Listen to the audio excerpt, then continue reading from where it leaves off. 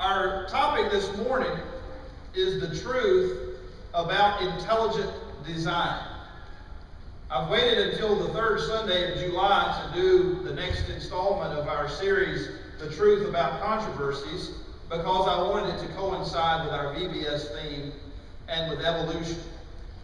Intelligent design is a topic that has drawn a lot of controversy. There have been a lot of court cases across the country where school systems wanted to teach intelligent design along with evolution, and people have sued to keep it out of the school system. And there is a large fight going on in the upper echelons of the powers that be in education that centers on this subject of intelligent design.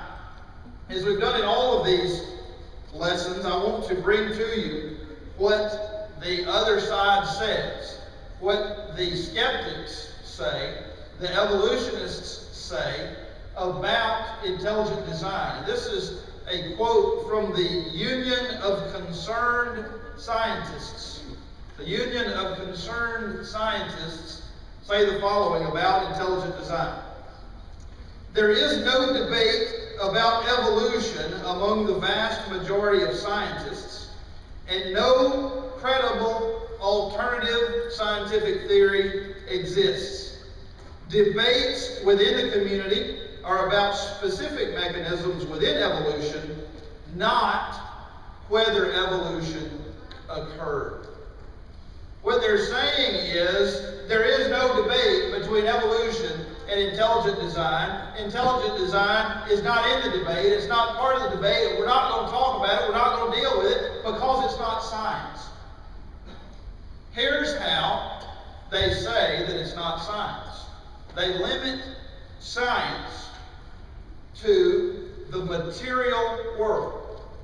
And they create a rule for science that says there can be no hypothesizing, there can be no reasoning, which includes the possibility that there may be something greater than the physical universe that we're able to perceive.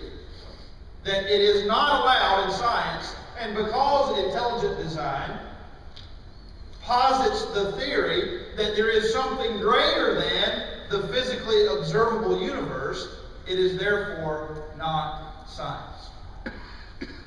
Well, if you presuppose that, then they can never be wrong.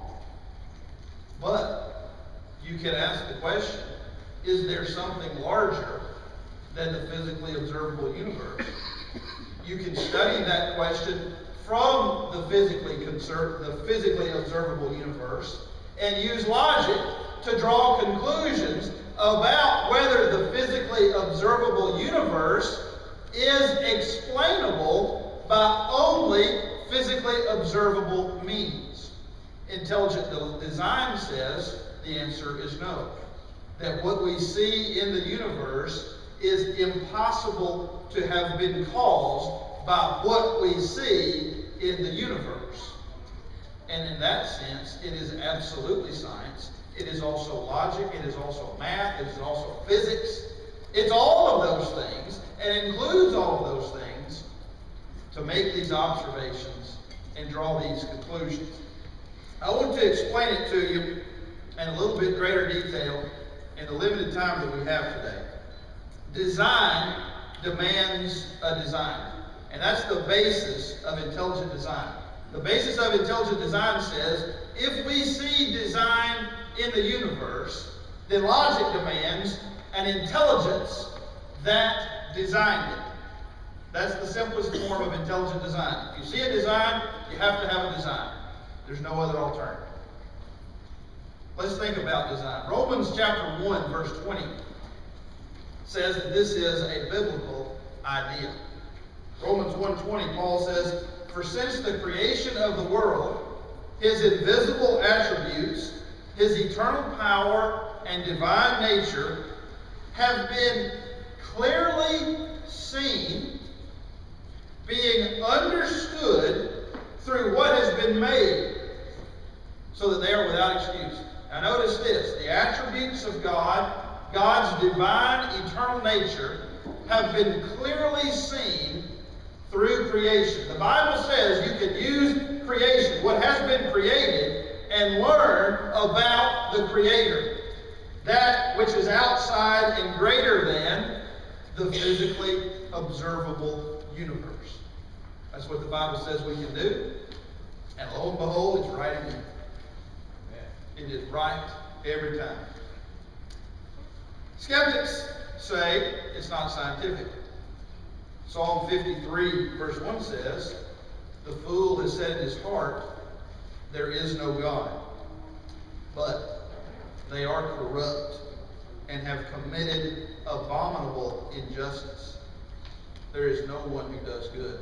Let me tell you this, and it's been proven time and time and time again. Those people who say there is no alternative to evolution, those people who say evolution has been proven, those people who say the fossil record establishes evolution are lying. They are committing abominable injustice. There is no truth in them. They are falsifying the facts, and you can say that they are lying because they've been proven to be liars.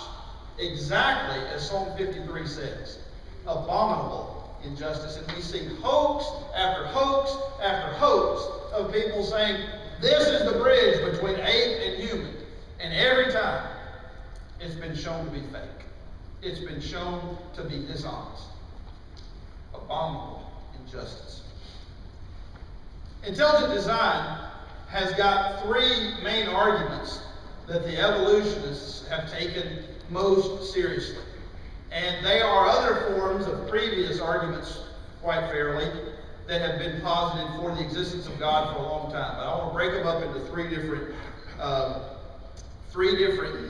things, these three different arguments.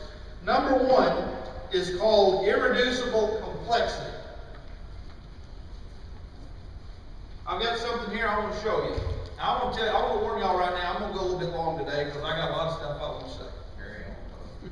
This is a mouse trap. I'm putting a picture of a couple of mouse traps up here. This one is bigger than those. A mouse trap has 5 parts. It's got a piece of wood. It's got a block of wood. It's got a hammer that traps the mouse. And when that hammer hits the mouse, usually the mouse stays. Now the thing that makes that hammer hit the mouse is this spring right here. That's 3 parts. Board, hammer, spring. And then it's got the mechanism that holds the cheese. And I'll give you a hint. Peanut butter works more than cheese because they had to sit there and lick the peanut butter. And this mouse trap is useless because this tripping mechanism is nailed down. I can't even pick it up. I guess you have to pull that out before you use it. I'm going to leave a little nail up here so somebody will step on it later. And it's got this piece, which when it's released, I'm not going to do it because I'm going to trap my hand. It's got this piece, which allows the trap to spring. It holds it open until the mechanism is hit, and then the rod flies out, slams shut on the rack. Now, you take this one piece right here. This mouse trap is useless. Now, I heard an evolutionist argument in response to that. It's called irreducible complexity. Irreducible complexity says if you take away one piece, then it loses its usefulness. And there's no way that you would have any use for this thing without any one of these 5 pieces. Evolutionist argument, and I'm not joking, I'm not making this up. Said, well, you have a great clip. You want to use this for a tie clip. A machine, a contraption this simple, has never in the history of man occurred accidentally. These parts, these components, have never been assembled accidentally. Because to do so, they'd have to assemble one part. You can't even find a piece of wood that comes in this shape accidentally. This has to be cut several times before you get a piece of wood this shape. And then this piece of metal right here, it has to be forged and bent. It won't even come out of the ground like that. It never happens accidentally. That's a 5-piece contraption. I want to show you a picture of a human cell, a diagram of a human cell. Y'all know what all those parts are, right? You can name every one of them. I can name one. That's one I studied for today. You see those little hairs up there at the top, those little antennas sticking up. Those are called cilia. Cilia, sometimes the same thing as flagellum or flagella. Sometimes they draw a little bit of a distinction, but they're basically the same thing. They do separate things. They sense. Oftentimes they help the cell move through various liquids and other things.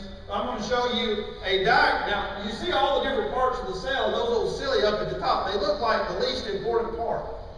When we're talking about irreducible complexity, you take one part out of the cell quits working. It's useless. Let's go to the next slide. This is one cilia.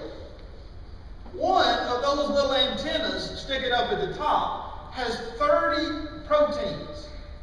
You take away one of those 30 proteins, the cilia is useless. Irreducible complexity. You have to assemble amino acids to make the protein. Then you have to assemble 30 proteins to make a cilia. And you take away one of any of those things, and you can't even have a cell. You take away one, and it becomes useless. It cannot develop accidentally over time. It's too complicated. It cannot happen accidentally. That's irreducible complexity.